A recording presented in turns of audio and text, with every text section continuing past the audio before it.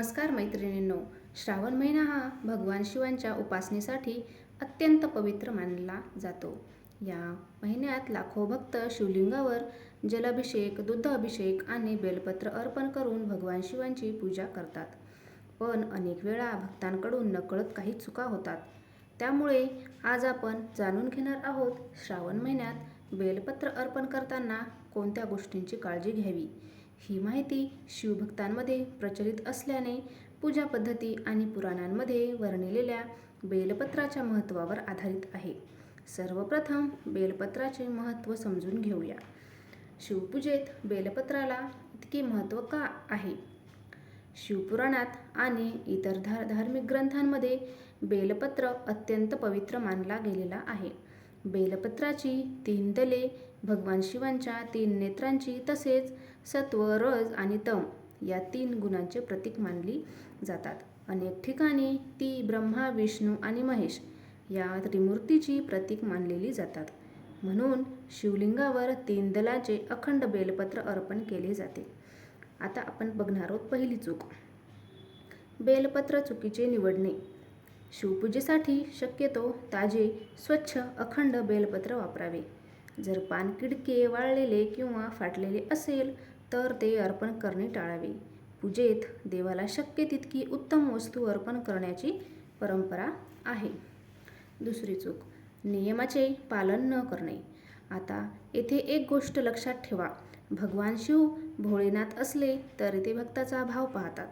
त्यामुळे पूजेत नियमाचे पालन करणे आवश्यक आहे. त्याहूनही महत्त्वाचे म्हणजे भक्ताची श्रद्धा, नम्रता आणि शुद्ध मन हे भगवान शिव पाहतात. तिसरी चूक, बेलपत्र न धुता अर्पण करणे. बेलपत्र झाडावरून तोडल्यानंतर त्यावर धूळ, माती किंवा छोटे कीटक असू शकतात. त्यामुळे बेलपत्र अर्पण करण्यापूर्वी स्वच्छ पाण्याने हलके धुवून घ्यावे. त्यामुळे पूजेची पवित्रता वाढते. चौथी चूक, बेलपत्र उलट अर्पण करणे किंवा मंत्राचा जप न करणे. पारंपरिक शिवपूजेनुसार बेलपत्र अर्पण करताना त्याची मांडणी योग्य प्रकारे करावी.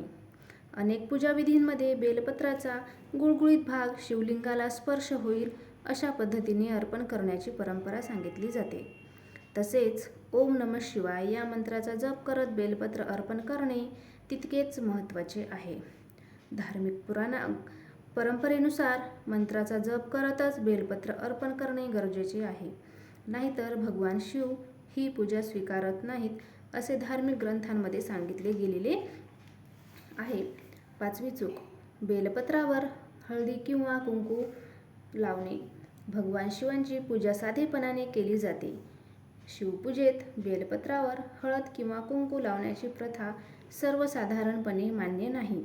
बेलपत्र जसे आहे तसेच स्वच्छ स्वरूपात अर्पण करणे. शिवपूजेत भस्म, जल, बेलपत्र आणि धतुरा यांना जास्त महत्त्व आहे.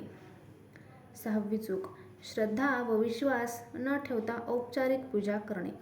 धार्मिक ग्रंथामध्ये वारंवार सांगितले गेले आहे की देवाला सर्वात प्रिय असतो तो भक्ताचा भाव. महागडी पूजा केली पण मनात श्रद्धा आणि विश्वास नाही तर त्याचे महत्त्व कमी होते. सातवी चूक, बेलवृक्षाचा अनादर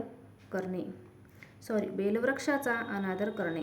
धार्मिक परंपरांमध्ये बेलवृक्षाला अत्यंत पवित्र मानले जाते. बेलवृक्षाच्या झाडाखाली माता लक्ष्मी, भगवान शिव तसेच अनेक देवतांचे निवास असल्याने भगवान शिवांना बेलवृक्ष अत्यंत प्रिय आहे. म्हणून धार्मिक परंपरांमध्ये बेलवृक्षाची पूजा केली जाते. तसेच सोमवारी बेलवृक्षाची मनोभावे पूजा केल्यास माता लक्ष्मीची कृपा प्राप्त होते अशी मान्यता आहे. तसेच बंधू आणि भगिनींनो, भगवान शिव हे भोळेनाथ असले तरी भक्ताचा भाव स्वीकारतात. त्यामुळे नियमाचे पालन करण्याचा प्रयत्न करा पण भीती बाळगू नका. ओम नमः शिवाय या मंत्राचा जप करत अर्पण केलेले बेलपत्र सर्वात श्रेष्ठ मानले जाते. जर ही माहिती तुम्हाला उपयुक्त वाटली असेल तर व्हिडिओला लाईक करा, शेअर करा आणि तसेच पारंपरिक आणि धार्मिक माहितीसाठी आमच्या चॅनलला सबस्क्राईब करा. धन्यवाद.